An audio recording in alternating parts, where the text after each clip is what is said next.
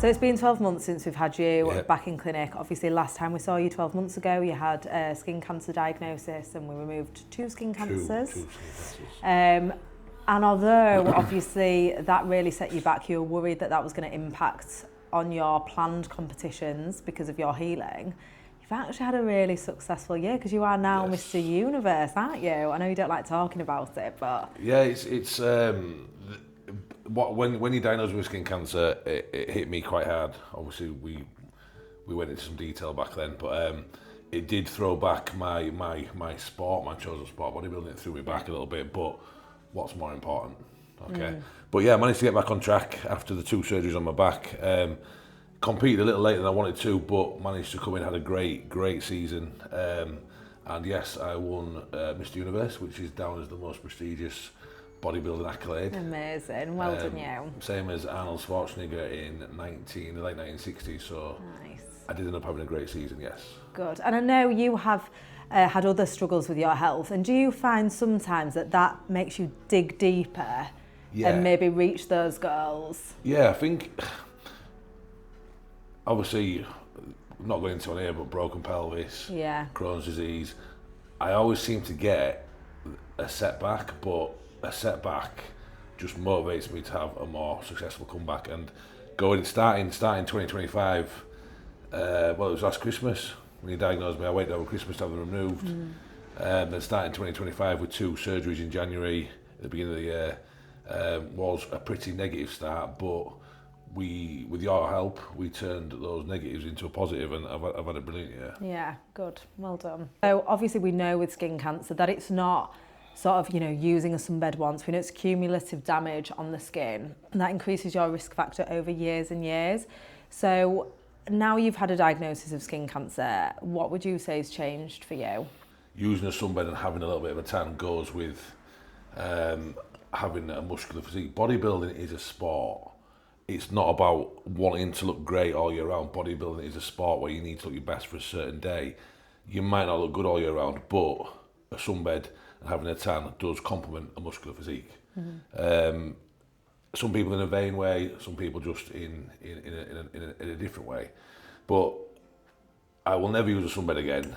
I've got access to sunbeds. I'll never use a sunbed again. And I went on holiday after I won Mr. Universe.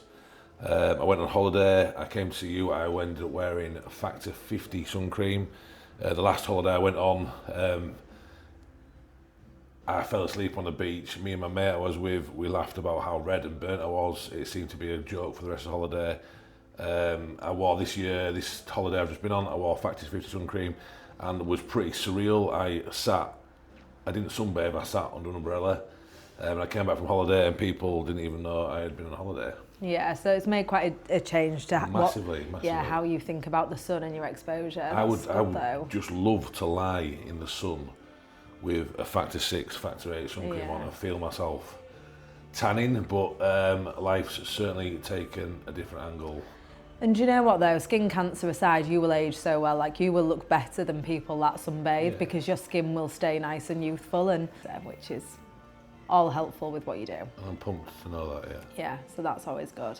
Okay, so obviously we recommend annual mole screening when you have exposed yourself to risk factors or you've had a history of skin cancer. So I know you've recently been in to see Sam and Rachel in clinic for your annual mole screen. So how has that been?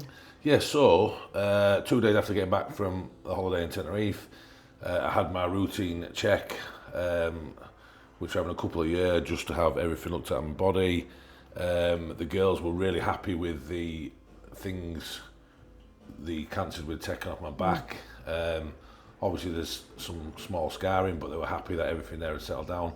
But unfortunately, although I've done nothing wrong since having my first diagnosis, nothing wrong, no sunbeds, no serious sun exposure, they picked up on a funny looking mark on my left leg, which was barely noticeable, but when the girls showed me it through the tools they were looking at it through, it's like, wow, so it was a good spot.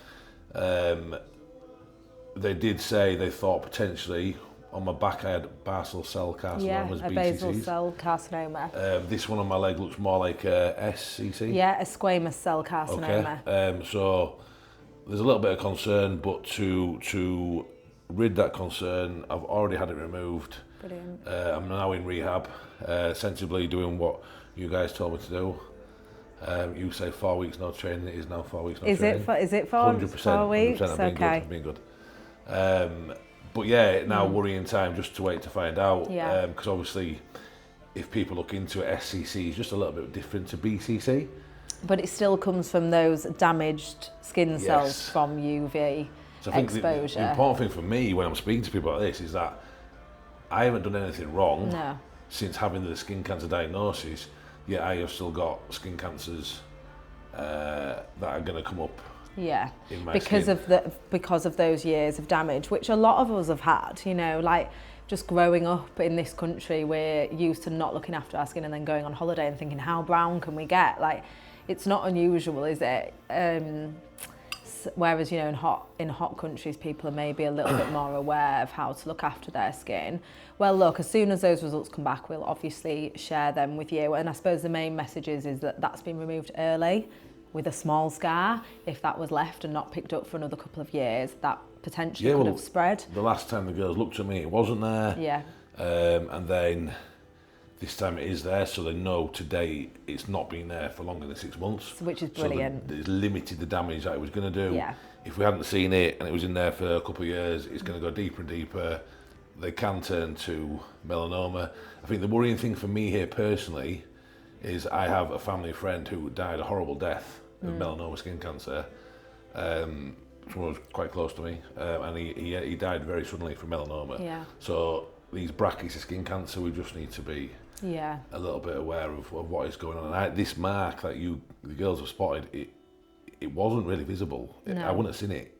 No, they really do have an eye, don't they? Like, yeah, absolutely. And I think that's the message I'd give to anyone is, yes, skin cancer worries people and it puts people off booking in because they're then anxious. But if skin cancers are caught early, they're the most preventable and treatable type of And cancer the that girls there here are is. great. They are so professional, so friendly, so welcoming. Yeah. Obviously, they know me personally now. We have a bit of banter about it, and it just Yeah. makes the whole experience a little bit more doable. Yeah, agree. Because it is nerve-wracking, and you know, you're taking your clothes off, you're having people look really closely at your skin, but it's all done the right way. So. And if anybody watching this has anything on their body they're unsure of, get it checked. Yeah, 100%. Always checked. get it checked. Better to leave with reassurance than And sit at home worrying. Don't leave it too late because it can turn quite Yeah. sinister.